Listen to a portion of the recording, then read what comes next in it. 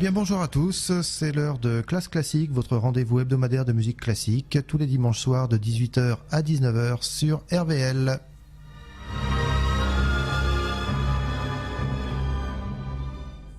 J'ai voulu aujourd'hui vous proposer une émission consacrée à un festival qui fête son 50e anniversaire ces jours-ci. C'est un festival de musique classique qui va se dérouler du 31 mai, donc dans quelques jours, ça va être l'ouverture, jusqu'au 5 juillet dans la ville de Saint-Denis, juste au nord de Paris.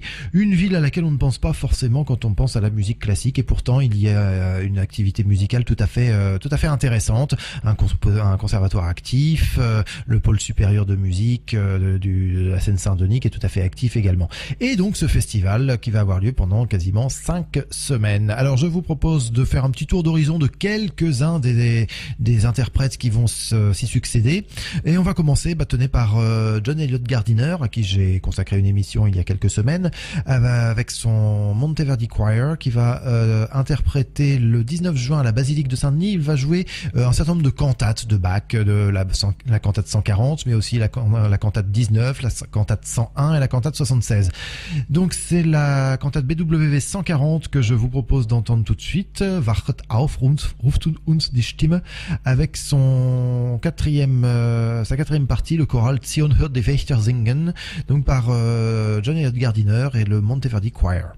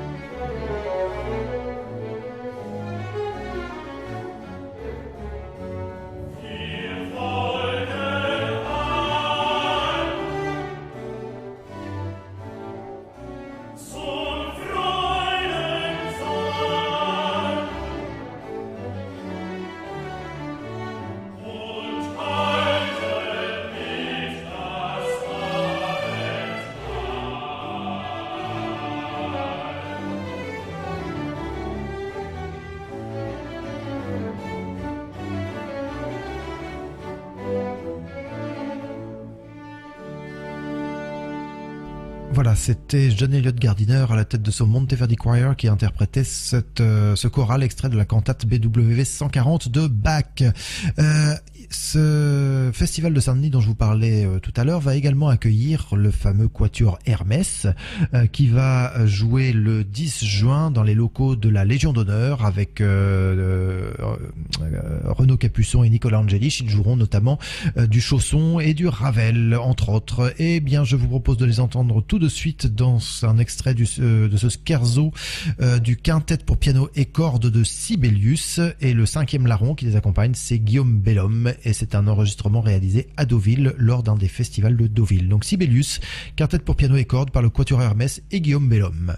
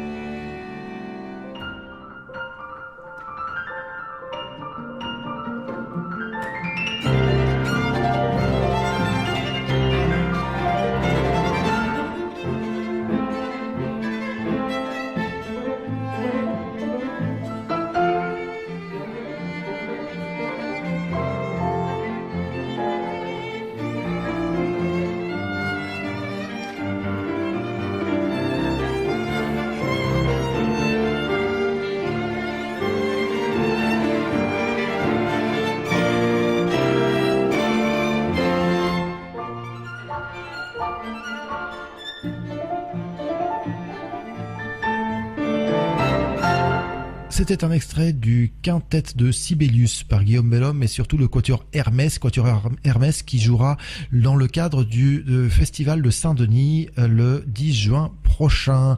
Festival de Saint-Denis qui va également programmer un orchestre qui s'appelle Il Pomodoro qui jouera notamment plutôt de la musique baroque avec le Stabat Mater de Pergolèse, avec du Scarlatti, etc. Orchestre que je vous propose d'entendre tout de suite avec un extrait d'un opéra de Leonardo Vinci. Alors rien à voir avec le peintre Léonard de Vinci, puisque Leonardo Vinci vivait plutôt au début du 18e. Il est né en 1690, il est mort en 1730. Donc voici le début d'un opéra de Leonardo Vinci qui s'appelle Semiramide Riconosciuta. Il Pomodoro accompagne le contre-ténor Franco Fagioli dans cet extrait particulièrement virtuose.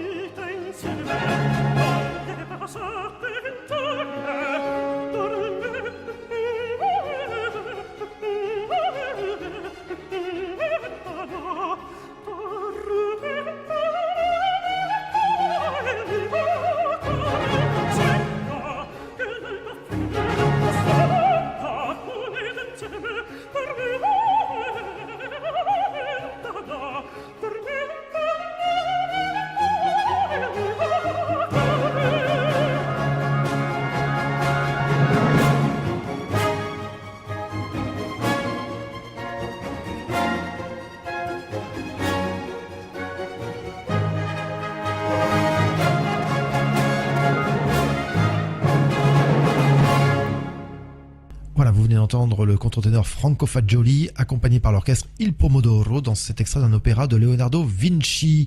Il Pomodoro qui se produira donc dans le cadre du Festival de Saint-Denis.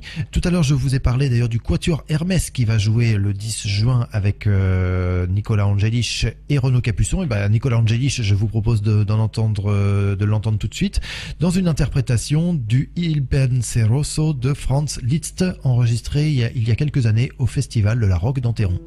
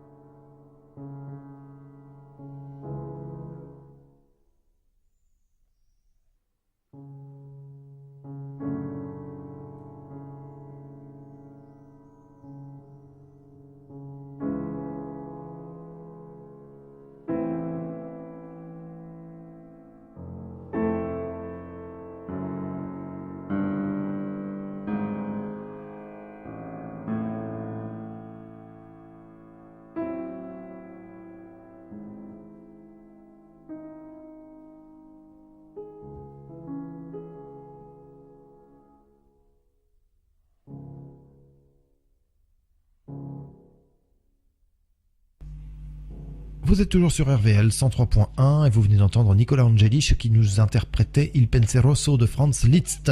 Je vous parle depuis le début de cette émission du Festival de Saint-Denis, festival au cours duquel se produira l'orchestre Philharmonia qui sera dirigé par son chef habituel, Esa-Pekka Salonen. Ils nous joueront le 26 juin dans le cadre prestigieux de la basilique de Saint-Denis les Gurlieder de Arnold Schönberg.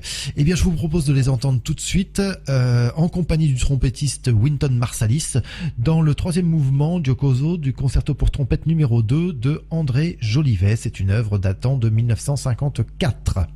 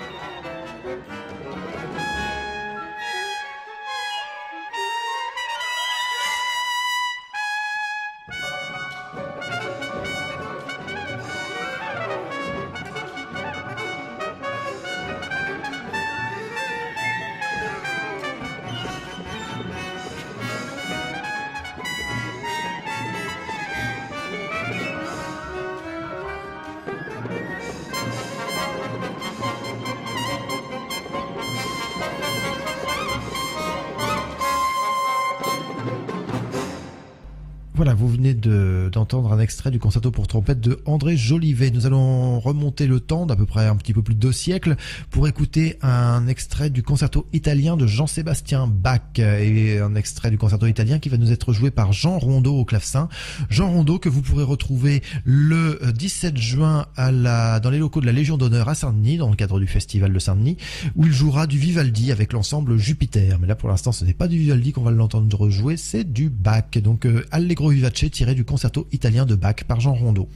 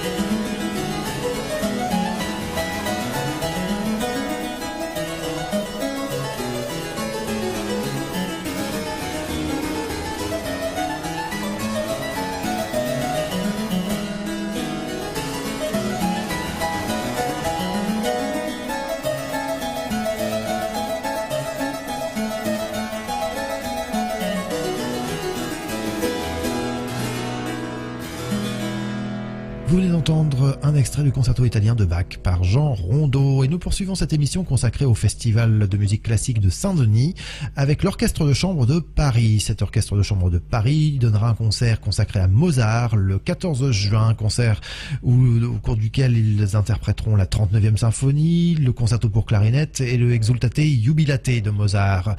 Je vous propose de les entendre tout de suite dans un rôle plutôt d'accompagnateur. Cette fois-ci, ils vont accompagner le grand violoniste Laurent Corsia dans I Palpiti, ces fameuses variations de Paganini sur un thème tiré du Tancrède de Rossini.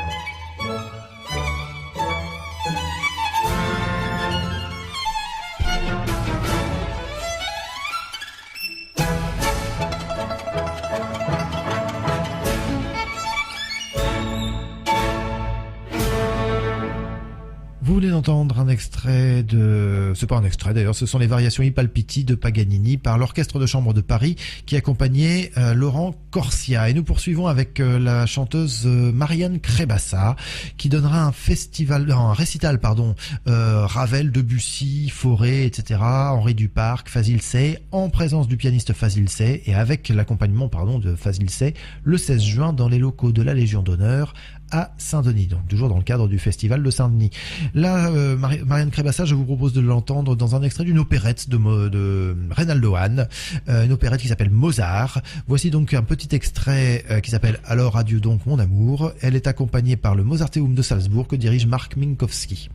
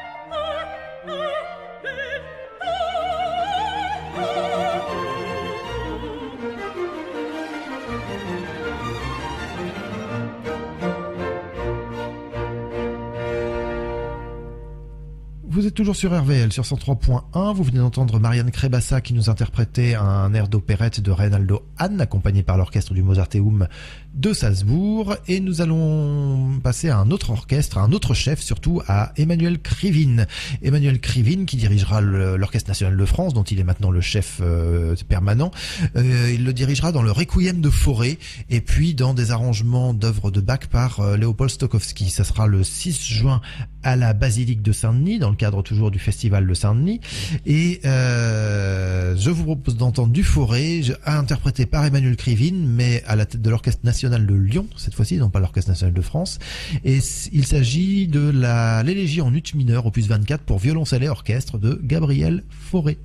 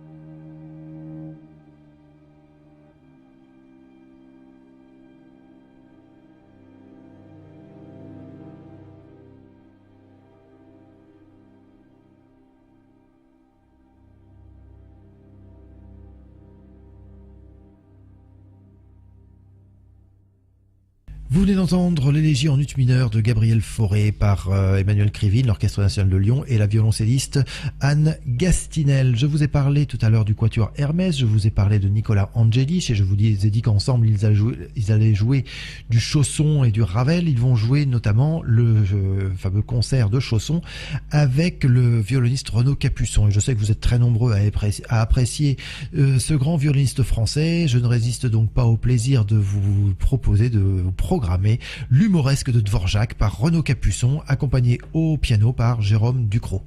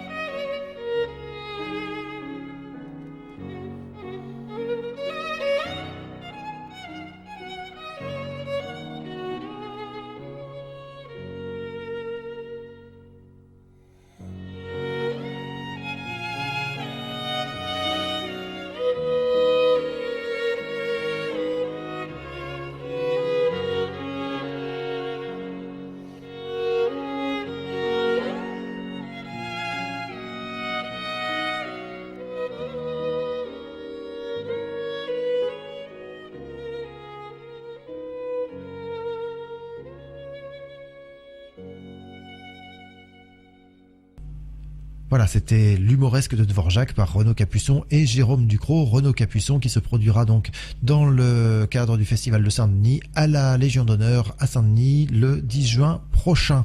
Et c'est l'heure de conclure cette émission consacrée donc à ce fameux Festival de Saint-Denis qui fête, je vous le rappelle, son 50e anniversaire, c'est ce mois-ci, cette année en tout cas. Voici donc pour terminer l'orchestre du théâtre Mariinsky dirigé par son chef habituel Valéry Gergiev. Le 3 juin prochain, ils nous joueront la 4e symphonie de Tchaïkovski, plus le concerto pour violon de Beethoven et le chant funèbre de Stravinsky. 4e symphonie donc de Tchaïkovski. Bah écoutez, moi je vous propose d'entendre l'orchestre du théâtre Mariinsky, dirigé par Valéry Gergiev dans le final du Lac des Cygnes de Tchaïkovski. Je vous souhaite donc une agréable fin de week-end et je vous donne rendez-vous dimanche prochain. Pour l'heure, je vous laisse en très bonne compagnie avec Tchaïkovski et avec son Lac des Cygnes interprété par l'orchestre du théâtre Mariinsky que dirige Valéry Gergiev. À dimanche.